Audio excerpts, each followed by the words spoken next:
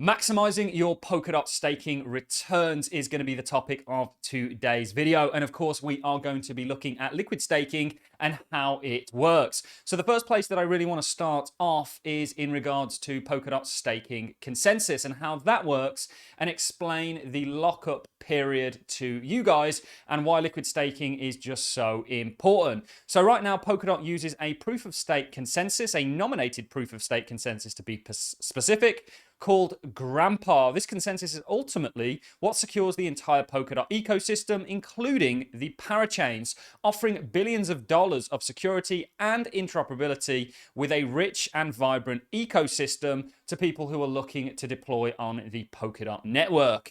The current rate of staking rewards on Polkadot right now vary between 7 to 11% annually. This reward is given to incentivize participation in the proof of stake system. With Polkadot staking, once you stake your Polkadot, your DOT is then locked for a 28-day period. So to really put this in a lot more simplistic terms, once you stake your Polkadot is essentially locked into the consensus for a period of 28 days, which means that you will not be able to move your Polkadot around, you won't be able to sell it, and you won't be able to use it to leverage the rich Polkadot DeFi ecosystem and do things such as lending and borrowing, collateralizing stablecoins, and things like adding liquidity to DEXs. But what if there was a way that I told you you can stake your Polkadot and earn those base 7 to 11% rewards whilst having it available to freely move around, farm the DeFi ecosystem, and even sell if you were looking to get out of your position? That is exactly what we're going to be talking about in this video, and enter liquid staking. So liquid staking is the perfect solution for the 28-day lockup period. Now, the 28-day lockup period is by design. It essentially stabilizes the protocol and adds a degree of stability across the entire ecosystem, and certainly to the DOT price. So right now, liquid staking protocols make up the largest value locked within the entire crypto DeFi space, with Lido over on Ethereum having a massive $21 billion in value locked in its liquid staking protocol. We are yet to see liquid staking really take off on Polkadot, but the groundwork and foundations have already been built, in my opinion, and we're yet to see people really use and utilize it, which is what this video is all about. And we will be giving our Polkadot liquid staking strategy later on this month to show you guys our plan on how we plan on maximizing our Polkadot staking returns using things like liquid staking, and then even things like collateralized stablecoin protocols that will allow us to take and receive that initial base staking reward of 7 to 11% on Polkadot and actually amplify that over multiple platforms to the tune of perhaps a 30+% APY yearly. So Polkadot, of course, within its ecosystem has its own dedicated chains to this use case, enabling people within the Polkadot ecosystem to stake their Polkadot and use it freely, hence the name liquid staking. So before we look at a couple of liquid staking protocols on Polkadot and how you can leverage these protocols, let's talk a little bit more about how liquid staking works and why it is so genius. So how liquid staking essentially works is that you stake your Polkadot, in this case with a DeFi protocol such as Bifrost or Akala, and you get a new token in return that is effectively a receipt for that DOT that you have staked with the protocol. So you will stake your DOT with these DeFi protocols, and they will give you VDOT or LDOT or whatever it may be in return, that essentially is a receipt for the DOT that you have staked and that you're now earning rewards on. This Polkadot will essentially start to earn rewards that are redeemable with the token you are given as a receipt almost. The token you are given, of course, is not locked and can be moved around freely.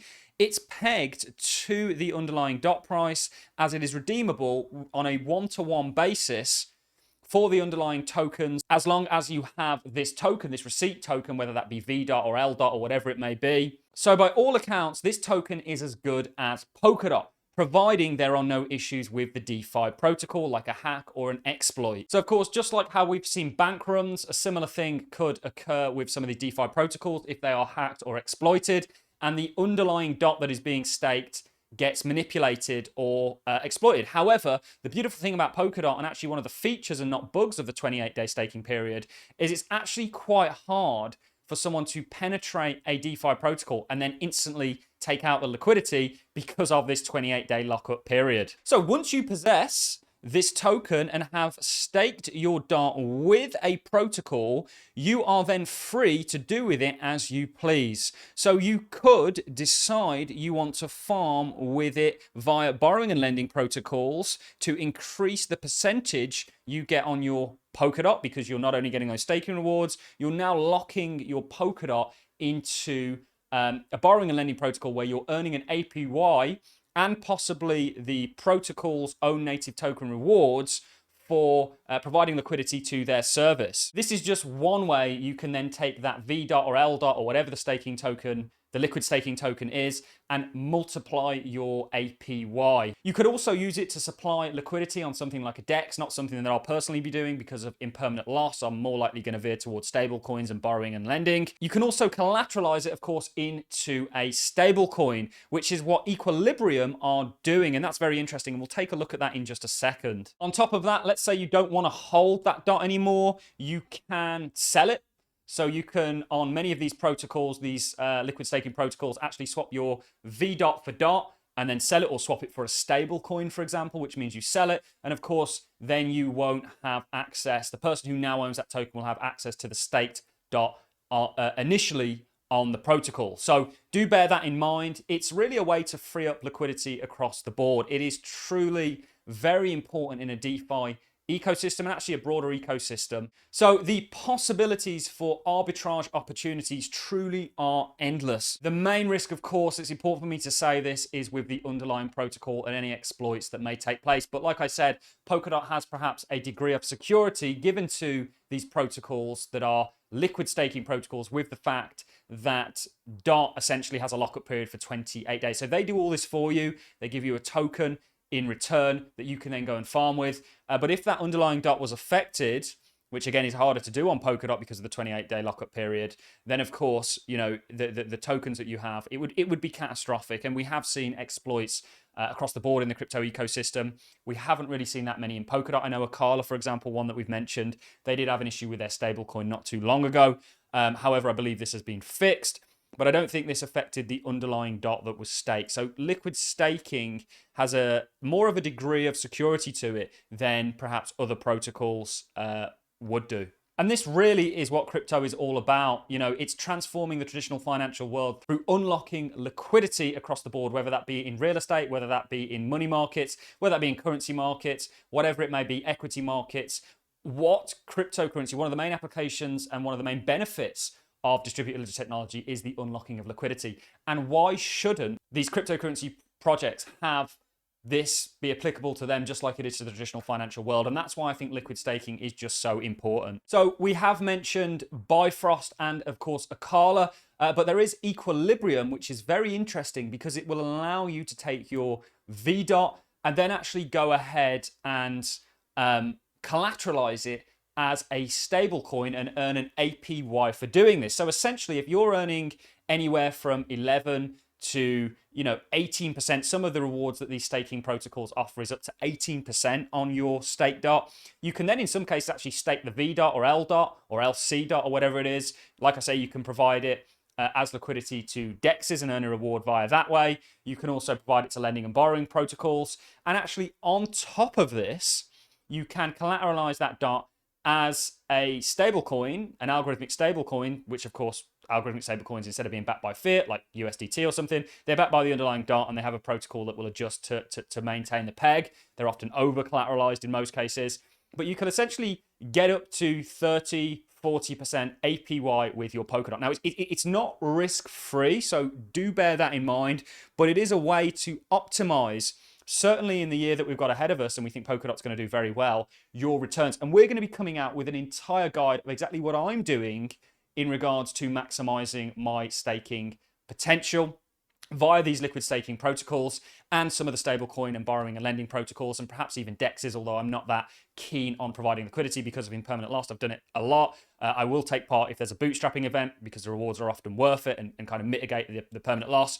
But this is very interesting. And the thing is with these stablecoins, so once you've got your DOT, you provided it to a liquid staking services, you're now staking and earning the rewards via that.